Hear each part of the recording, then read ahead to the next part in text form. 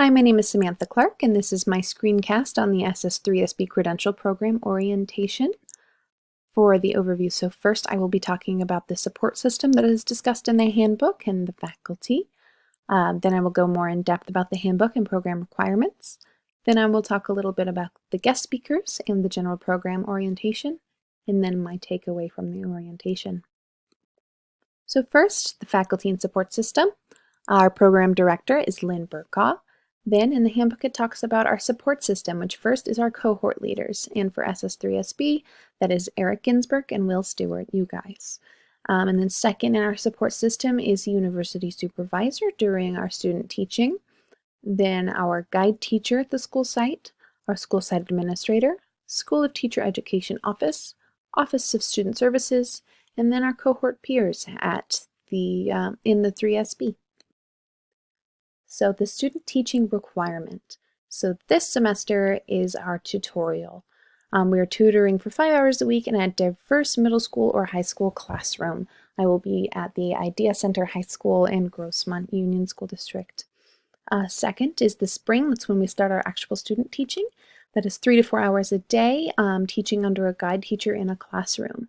We will also be doing that for our final semester in student teaching 2 in the fall, just for more hours a day, so 4 to 5 hours a day, and we will also be doing our EdTPA during that time, and we will be evaluated by the university supervisor and our guide teacher throughout that student teaching process.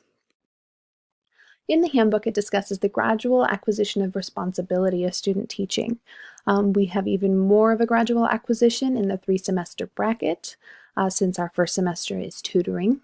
So when we're student teaching, the first step is assisting. So we won't be teaching during that time, we will be observing our guide teacher.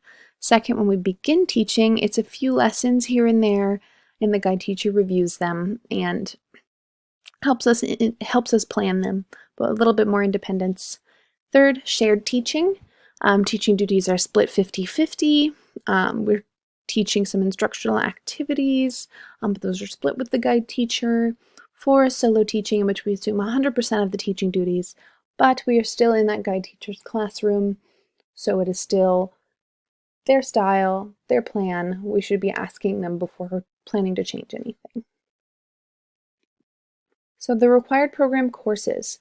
This semester we have our foundations course, we have our methods courses for education and our subject, which mine is English, and our tutorial, which is that tutoring I just talked about. Second semester we have a heavier course load, a little bit more student teaching. Well, that's when we begin our student teaching, but then in the third semester it's even more student teaching, less coursework besides that seminar and support course. And during that semester we will also have our EdTPA teaching event. And we must pass all of these classes with a C or higher and maintain at least a 3.0 GPA to make it through the program. In both the handbook and our orientation, we talked about being professional and respectful. At the general orientation, it was with the use of social media.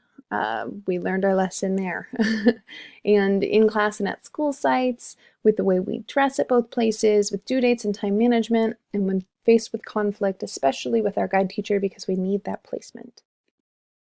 So with the guest speakers, I'll do a little bit of an overview of that. They discuss the challenges in the program, how to manage your time and your stress, advice for coursework, using a planner, take a breath, maybe take a second methods class to help you get a job. Student teaching advice, your lesson plan will not always be successful, so rehearse it. It's just an explicit overview of the lesson. Remember that you're a guest at your placement school, and your relationship with the students should come first. A student will not destroy a classroom that belongs to them. At the general orientation, we were introduced to the director of the Office for Student Success, and she told us that there will be a career fair in the spring, which is very helpful, and told us about the Teach Grant, which I have already applied to, and the EdTPA. She went a little in depth with that. We had already discussed the big old 30-page monster, but she discussed that it was to design a lesson plan, teach it, reflect on it, and told us that 95% of the students that take it pass it, which was very encouraging. So my major takeaways were that growth mindset, help with getting a job, keeping on track, remembering to take a breath, and to have a reason to keep going. Thank you, Ginsberg. So that was my review of the student orientation.